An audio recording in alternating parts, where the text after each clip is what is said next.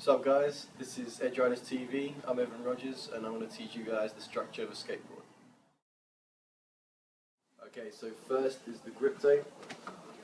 The thing you need to know about the grip tape is that it's basically one size fits all skateboards.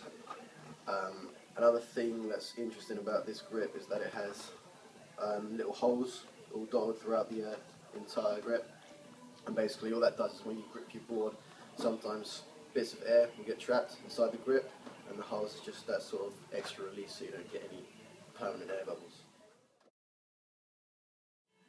Okay, so next is the deck. The things you need to know about the deck is the sizes.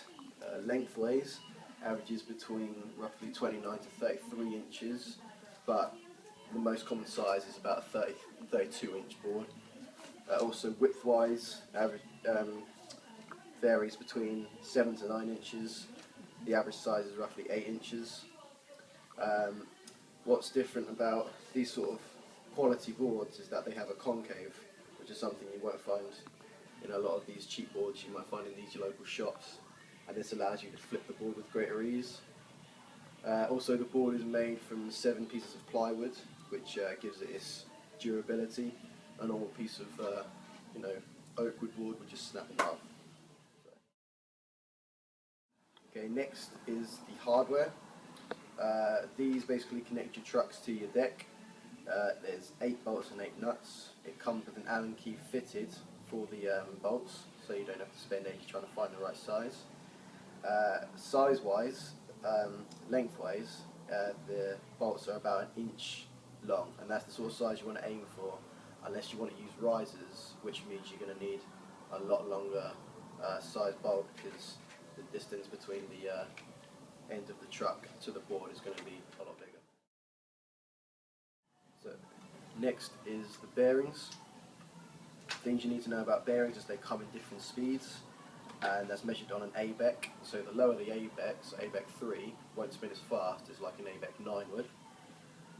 These are positioned inside the wheels, which connect on the outside of the truck. Okay, so next is the wheels. Now these come in different sizes as well. Basically thickness, they're all about the same sort of size, but a round can average between 50 to 65 mil. If you're a street rider, you're going to want a much smaller wheel so you can get a much quicker pop in your ollies and stuff. If you're a ramp rider, you're going to need a much bigger wheel to give you a lot more stability, and of course it's going to make a much smoother sort of ground. Wheels are actually made out of a material called polyurethane, and basically the bigger it is, the softer it needs to be, which is why when you see those massive wheels, it's actually got a hard plastic core just to give it that extra bit of stability. Okay, so next is the trucks. Some different measurements here. This metal rod that goes all the way in the middle, that's called the axle. Ideally you want that to be the same length as your board, so this would be about 8 inches on the average sort of board. Second of all is the hanger, and the hanger has 3 sizes, which is 5, 5.25 and 5.5 inches wide, and different sizes determines the different size of boards that you should be that they should be compatible with. So the smaller the hanger, the smaller the board, the bigger the hanger, the bigger the board. Also, the trucks come in low, medium and high, and basically it's the exact same reason as the wheels. The smaller it is, the quicker the pop's going to be, the much greater feel of the board you're going to have. Okay, risers. These are optional, whether you want them or not. Basically, they prevent what's called a wheel bite, and basically what happens is when you land a trick, you put so much pressure on the trucks that the wheels actually touch your board and stop you from rolling.